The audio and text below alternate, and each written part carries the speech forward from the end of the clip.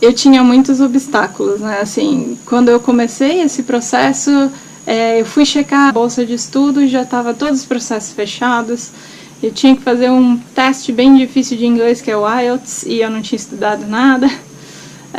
Eu tinha que renovar meu passaporte, tinha muita coisa para fazer. E principalmente, mais difícil, eu não tinha o dinheiro para ir. Então eu fui fazendo passo a passo. Eu consegui ser aprovada primeiro, né? Eu fiz a minha redação, escrevi lá, eles me aprovaram. Aí depois eu fui fazer a prova do IELTS, passei, assim, com a nota que eu precisava, um pouquinho a mais, porque foi muito legal. Depois eu renovei meu passaporte, a única coisa que faltava era o dinheiro. Para conseguir o dinheiro, eu teria que ser demitida da minha empresa, eu teria que conseguir vender meu carro e ainda assim eu teria só cerca de metade do que eu realmente precisava para ir para fora. Aliás, não era nem metade, porque a libra estava 6 por 1, estava R$1 igual 6 libras na época. Isso foi antes do impeachment da Dilma. E estava assim, simplesmente muito complicada a situação de dinheiro, mas as coisas foram funcionando. Por causa da crise de 2014, 2015, a empresa que eu trabalhava teve que demitir muitos funcionários e eu fui demitida, o que foi incrível porque eu ganhei justamente o que eu estava precisando. Eu consegui vender meu carro, mas aí a libra ainda estava muito cara, né? E eu precisava que ela caísse de 6 para 1 para 4 para 1. E assim, parecia impossível naquela época. Mas aconteceram 2 fatos que contribuíram para que isso acontecesse. Na época, a Dilma estava para ser empichada e ela realmente foi. E quando isso aconteceu, o real valorizou, então a libra passou a ser 5 por 1. Aí já estava quase lá, mas ainda faltava muito. Só que a Inglaterra estava no meio do processo do Brexit. E ninguém acreditava que eles iam votar para sair da União Europeia. E no fim eles votaram. A libra caiu para 4 por 1, que era justamente o que eu precisava. Mas tinha um pequeno detalhe, eu só tinha metade do dinheiro que eu precisava. O restante eu ainda não tinha. Eu fui para a antiga empresa que eu trabalhava, tentar conseguir um patrocínio, não consegui. Falei com familiares, não consegui. E daí, assim, eu já estava perdendo o meu prazo para poder me inscrever antes do início. E, assim, já não sabia mais o que fazer. Daí eu liguei para minha avó, mas só para saber como é que ela estava, se eu tinha ofendido algum familiar pedindo dinheiro, mendigando por aí. Mas aí a minha avó falou assim, de quanto você precisa? Eu falei, ai, vó, era uma quantia bem grande, né?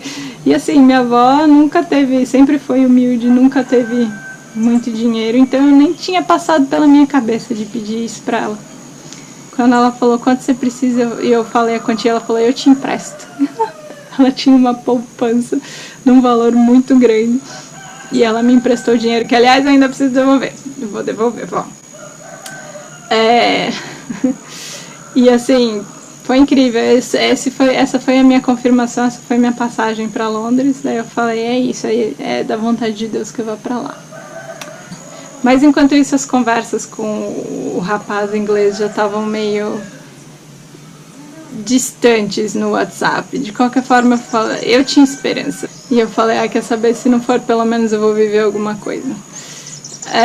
E realmente a gente ficou junto por um tempo, mas ele recebeu uma proposta de emprego em outro país. E assim, para ele era um sonho, numa empresa que ele queria trabalhar muito. E ao mesmo tempo que eu queria ver ele feliz, eu não queria que ele fosse embora, né? Mas ele foi escolhido e ele aceitou a oferta de emprego para trabalhar em outro país. Eu fiquei feliz por ele, por ter alcançado seu sonho, mas ao mesmo tempo eu fiquei com o coração em pedaços, porque eu realmente estava gostando muito dele. Isso foi num momento bem marcante, assim, que eu estava com as minhas primeiras dissertações acadêmicas em inglês para fazer. Estava chegando o Natal de novo e eu lembrava do Natal passado, que, né, tinha sido tão legal. E eu simplesmente estava muito triste. Então eu orei muito para que Deus me consolasse. E ele mandou um grupo de amigos meus da igreja que eu frequentava lá, anglicana. Eles foram muito legais, me receberam no Natal para passar com eles. E ele me ajudou, Deus me ajudou a manter a calma e fazer minha dissertação, porque eu achava que eu ia muito mal, porque eu estava realmente psicologicamente abalada e eu não sabia se eu ia conseguir. Mas eu consegui, eu tirei uma nota com distinção muito alta na minha primeira dissertação. Na segunda eu tirei uma nota boa, que eu achava que eu ia falhar, porque eu escrevi ela em um dia só. Deus me fez passar nessas duas primeiras dissertações, e assim, aos poucos eu fui melhorando. Mas aí também eu comecei a refletir sobre a minha vida, por que as minhas decisões não davam certo, por que eu estava lá, e foi da vontade dele, porque não teria acontecido se ele não tivesse me ajudado. Por que eu estava lá se não era da vontade dele? Eu estava caminhando na Oxford Street, refletindo sobre isso. Aí eu cheguei à conclusão assim, mas essas são as vontades de Deus? Eu pensei, não, essas são as minhas vontades, isso é o que eu desejo, isso era o que eu queria, não é o que Deus quer. Aí eu pensei muito naquele versículo em Romanos 12:2, que fala: e não vos conformei a este mundo, mas transformai-vos pela renovação da vossa mente, para que experimenteis qual seja a boa, agradável e perfeita vontade de Deus. É isso, assim, eu sabia que Deus estava comigo, que Ele cuidava de mim e que a vontade dele era melhor, que a minha era perfeita. Eu não sabia qual era, mas eu me rendi naquele momento. Eu falei: Senhor, põe a tua vontade na minha vida. Guia-me, Pai, pois eu não sei os caminhos que eu devo andar, porque o Senhor sabe o que é melhor para mim. E daquele momento em diante, a minha vida foi transformada. Eu realmente entreguei a minha vida a Jesus. Isso é muito importante, é muito diferente você aceitar, você acreditar e você entregar, mas entregar de uma forma que você confie cegamente. Foi o que aconteceu naquele momento e é verdade o que as pessoas dizem que o Espírito Santo faz nelas. Ele transforma de uma forma que te dá uma sede de conhecer mais sobre Cristo, sobre a sua religião, sobre a sua fé, sobre a Bíblia. Ele me fez ir atrás, assim, na igreja que eu estava, comecei a frequentar todos os grupos que eu podia para saber mais dele. E as pessoas que estavam à minha volta e não conheciam a Cristo me faziam perguntas que eu não sabia responder. Então eu queria saber as respostas para essas perguntas e eu comecei nesses grupos para aprender o que falar. Então Deus me levou para um desses grupos onde tinha um senhor de idade. Ele falou: para isso você tem que ir no grupo que a gente vai no Speaker's Corner. Eu falei: o que é o Speaker's Corner? É um lugar no Hyde Park onde se encontram muçulmanos e cristãos, em sua maioria, e onde eles debatem religião. Daí eu falei: que interessante, porque eles devem levantar perguntas que são bem difíceis de responder. Eu queria saber como os cristãos respondem. Então eu fui para esse grupo, mas com o intuito de saber o que era perguntado e como eles respondiam, mas para aprender mesmo, e não para falar. Eu não tinha intenção de falar, mesmo porque eu não sabia nada do islamismo dos muçulmanos. Aí eu fui, mas no primeiro dia já 2 muçulmanas chegaram e vieram falar comigo, e eu falei com elas, sobre o tema que eles estavam falando, que era a vida de Mohammed. Aí depois outros muçulmanos vieram falar comigo e me levantavam perguntas que eram muito difíceis de responder mesmo. Assim, eu, como cristã, não sabia. E foi nesse ponto que eu percebi o quão morna, o quão crua eu era na minha religião. Eu fui estudar na Bíblia, aprendi muito com ministérios pela internet e YouTube. Eu vou colocar aqui na descrição alguns deles para que vocês possam ver. A maioria em inglês, mas tem alguns em português também. E eu aprendi demais com esses ministérios, tanto que eles me inspiraram, inclusive, a fazer esse canal, porque se aprende tanto, assim, com o testemunho de outras pessoas. E eu fui aprendendo, assim, e isso foi mudando o meu coração. Quanto mais eu buscava a presença de Deus, mais próxima eu me sentia dele. E quanto mais eu confiava, mais Deus mostrava o seu cuidado para mim. Em vários momentos eu precisei de ajuda lá. Eu tive que procurar um emprego para pagar minha estadia lá, mas eu não tinha dinheiro para transporte. E assim, Deus cuidou disso quando esse menino inglês que foi embora me deixou uma bicicleta. Essa bicicleta foi essencial para que eu pudesse ir para o trabalho durante a semana, porque eu não tinha dinheiro para ir até lá. Eu pedalava 50 minutos de New Cross até Kensington, que era onde eu trabalhava, só para ter dinheiro para pagar meus alimentos. Mas nunca faltou.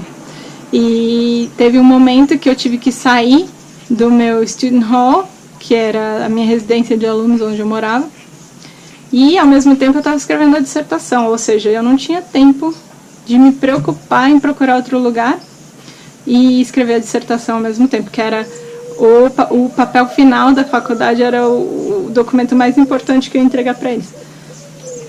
Então eu entreguei nas mãos de Deus, eu falei, Senhor, eu vou me concentrar aqui na dissertação e eu entrego esse assunto, esse problema da residência para o Senhor. Eu sei que o Senhor vai resolver. E foi isso, só confiei.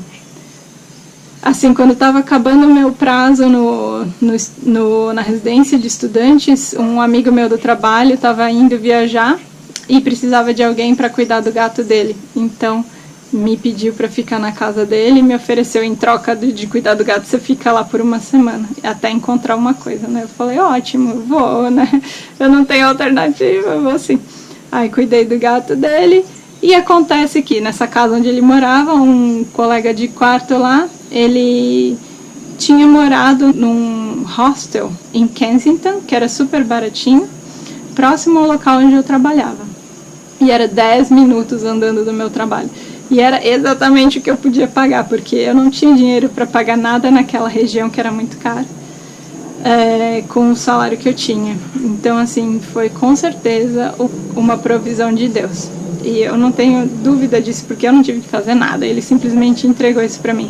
E esse hostel não estava listado, eu não encontraria ele pelo Google ou por nenhum lugar, a não ser que eu falasse com essa pessoa que Deus colocou na minha vida. Então, por que eu estou falando isso? Para mostrar como Deus age, como Ele é fiel quando você confia, quando você realmente se entrega a Ele. E aos poucos, com essa minha mudança, eu fui compreendendo todo o plano de salvação de Deus e todo o amor dele, que é simplesmente altruísta, que é um amor que não demanda nada de volta. E isso mudou a minha definição de sucesso na vida. A definição de sucesso agora para mim é o que Jesus falou em João 15:13, quando ele disse: ninguém tem maior amor do que este, de dar a alguém a sua vida pelos seus amigos. E assim, eu descobri que eu não preciso me importar com essa pressão de ter carreira, ter relacionamento, ter sucesso, porque Deus provê. Ele me mostrou na prática como Ele está sempre no comando. Então, o que eu decidi fazer foi voltar para o Brasil, ajudar aqueles a quem eu amo, que são a minha família, e colocar o reino de Deus em primeiro lugar, fazendo o que eu puder para que as mensagens de boas novas dele sejam compartilhadas com todo mundo. E é isso que eu mais almejo na minha vida agora, é servir a Deus. E eu espero que esse vídeo tenha sido enriquecedor para a vida de vocês. Me desculpem pelo tamanho do vídeo, que está muito longo, mas eu precisava contar tudo. Tem muito mais detalhe, mas eu acho que já dá para ter uma ideia de como Deus agiu na minha vida. E eu espero que Ele ache ainda mais ricamente na vida de vocês. Que Deus os abençoe.